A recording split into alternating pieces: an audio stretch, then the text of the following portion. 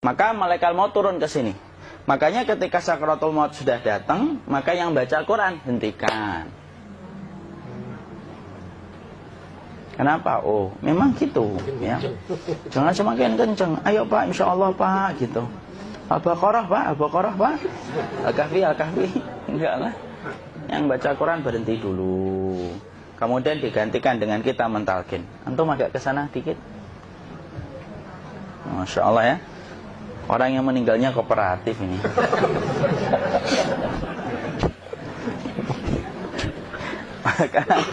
maka agak kesini ya. Maka disunahkan kita untuk mentalkinnya. Nanti ketika mentalkin jangan terlalu sering, jangan terlalu membebani. Jangan terlalu sering itu la ilaha illallah, la ilaha illallah. Tidak gitulah. Berat nanti dia ngerasakan. Di situ Imam Qurtubi juga menyampaikan, jangan terlalu sering karena itu memberatkan dadanya. Jadi ketika mentalkin, saya sampaikan, boleh diganti atau enggak Ustadz? Enggak lah, talkin itu ibadah. Ibadah itu tauqifiyah. Tauqifiyah itu enggak usah diganti. Karena Rasulullah mengatakan, lakinu ala mautakum la ilaha illallah. Talkin orang yang meninggal di antara kalian dengan la ilaha illallah. Enggak usah diganti Allah Ustadz yang lebih singkat, lebih pendek. Enggak usah. Subhanallah Ustadz, enggak usah. Kenapa? Karena talqin sudah ditetapkan ucapannya oleh Nabi, begitulah kita mencontohnya. Jadi tidak usah diganti. Cara mentalqin, jadi kalau keadaan sudah tenang, tolong kalau sudah sakaratul maut jangan ditinggalkan. Karena sesungguhnya pertempuran setan itu pada detik-detik kematian semacam ini. Dan betul-betul berusaha untuk menjadikan dia murtad. Nanti makanya di situ di buku nanti dibahas kan, pertempuran setan itu sampai detik-detik orang mau mati itu sudah ayo kufur, murtad aja tuh, kamu sakit kan? Nah, itu kayak gitu. Makanya jangan ditinggal. Capek gitu kok nggak meninggal gitu ya. Udah gantian mas. Dan jangan kemudian meninggalkannya. Mangkat dulu gitu.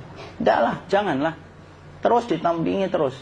Kalau bisa ya sudahlah, berikan waktunya kita untuk sementara waktu itu betul-betul berkhidmah kepada orang yang kita cintai terakhir kalinya. Cara kita kemudian mentalkin adalah, yaitu adalah di sebelah kanannya la ilaha illallah.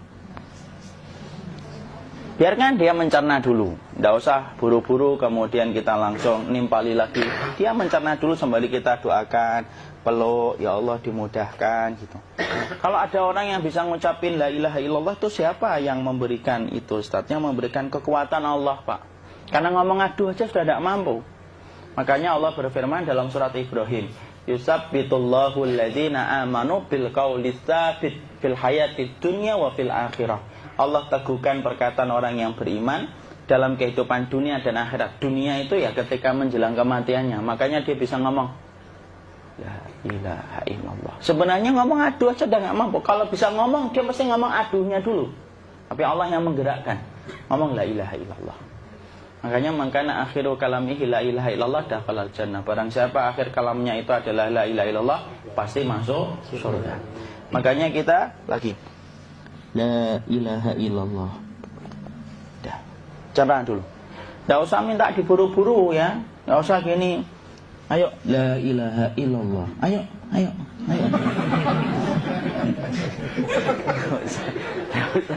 Enggak usah gitu. Ya, biarkan dia pelan-pelan gitu. Ayo tapak, ya Allah capek saya Pak. Enggak usah gitu. Ya, ucapkan la ilaha illallah. Kemudian dia mencerna. Lalu kalau dia sudah mengatakan, untuk mengatakan la ilaha illallah. Nah, kalau sudah mengatakan la ilaha illallah, berarti sudah. Enggak usah ditalkin lagi, enggak usah. Belum meninggal juga Ustaz? Enggak apa-apa, biarin aja. Dia di situ aja. Kecuali dia ngomong lagi dan enggak usah diajak ngomong, alhamdulillah ya Pak, ya Allah gitu. Terus dia jawab, alhamdulillah. Itu berarti ucapan terakhirnya alhamdulillah. Atau ketika habis ditalkin la ilaha illallah, dia ngelihat air. Nah, itu berarti ucapan terakhirnya air. Talkin lagi. Nggak usah marah. Aduh Pak minta air. Kuncinya mau minta air nanti aja dikubur gitu loh. Jangan gitu. Biarin aja. Jangan kemudian setelah la ilaha illallah La ilaha illallah. Terus, ayo tutup, awas ya ngomong lagi ya. Nggak usah gitu juga. Maka kemudian setelah la ilaha illallah sudah, nggak usah diajak ngomong gitu. Terus kemudian nggak usah ada anaknya perempuan, ya Allah Pak, sudah bisa ngomong la ilaha illallah, usah gitu. Cukup dalam hati alhamdulillah gitu. Diam kita dengerin gitu.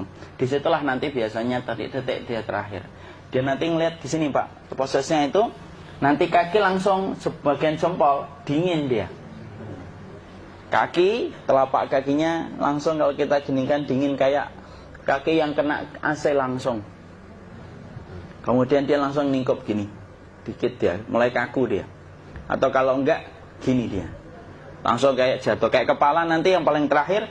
Kepala itu pasti ada gerakannya Pak, ini meninggal itu. Pasti gitu. Pasti gitu. Karena apa? Sudah tidak ada beban ruh yang menahannya. Ya, cabut ya, set pelan, maka kemudian malaikat itu. Tapi tetap sakit lah. Walaupun dikatakan ringan, tetap sakit. Maka kemudian sakit gitu. Set ngelewatin sini. Jantung kemudian sudah tidak berfungsi. Kemudian ginjal Pak, ngelewatin ginjal tidak berfungsi. Bapak bayangkan kan, kalau yang pernah sakit batu ginjal Pak, sepakat nggak kalau kita batu ginjal itu sakitnya luar biasa Pak? Itu baru titik batu kecil di ginjal. Kita bisa bayangkan tiba-tiba ginjal tidak berfungsi.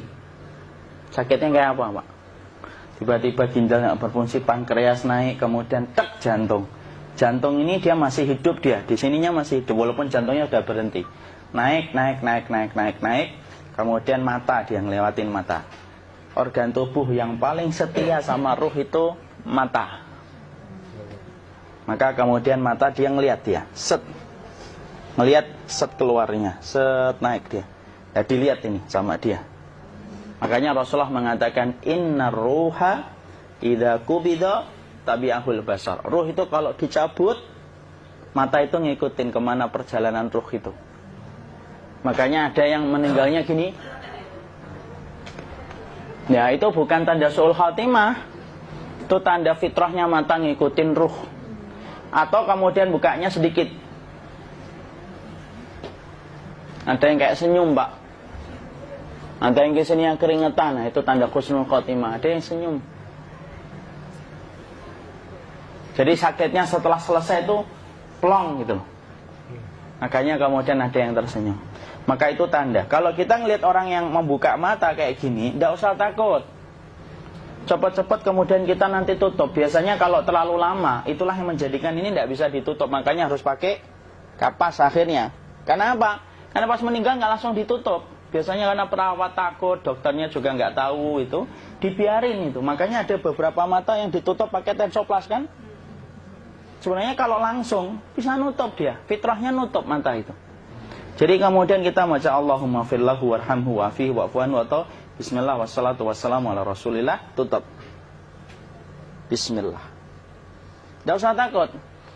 Kecuali buka lagi ya, ini baru kita kabur bareng. Kalau buka lagi Pak, Insya Allah Pak, ya Allah, ya kita kabur bareng-bareng Pak. Diusap Pak, diusap ini. Enggak disenggol gini enggak. Begini kan, sudah meninggal dunia. Tangan boleh begini, boleh diluruskan, tidak ada ketentuannya. Boleh gini, boleh kemudian lurus. Tidak usah disalahin kalau ada yang lurus. Lu itu tangannya gimana sih? Posisikan kayak sholat. Tidak ada perintah kayak gitu. Jadi kemudian dikondisikan saja. Terus maka kemudian dipijit-pijit, akiknya dikeluarin. Kemudian jamnya dilepas, gigi palsunya dilepas kalau ada. Ya. Kemudian apa setelah itu?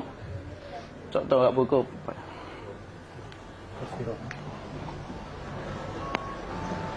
Kemudian kalau bisa awal-awal kemudian taruh buku atau sesuatu yang agak berat di perutnya ketika baru meninggal dunia. Kenapa kemudian ditaruh kayak gini? Bukan apa-apa, supaya membantu sisa-sisa pencernaan dia untuk keluar. Nanti Pak, biasanya kalau kita taruh agak yang berat gini atau kemudian kita gini-gini kan, ini udah makan belum Maki? Udah makan belum makan kok udah gede ya? Maka pencet-pencet kayak gini, biasanya nanti ketika dimandikan, nah pas dimandikan diginikan saja. Aduh. Nah ini dia sudah keluar di belakang, dia gini. Terus nanti keluar dia. Nah ini keluar langsung di belakangnya. Dan memperlakukan orang kalau sudah meninggal dunia itu yang lembut gitu. Kenapa? Inna kasra admil mayyiti kakasri admil hayyi. Mematahkan tulangnya ketika orang sudah meninggal dunia itu lebih dia rasakan sakit ketika mati daripada ketika masih hidup. Tuh Islam itu sampai sama orang mukmin itu kalau sudah meninggal aja sampai selembut itu. Kok hidup kasar itu kebangetan dia jadi orang itu.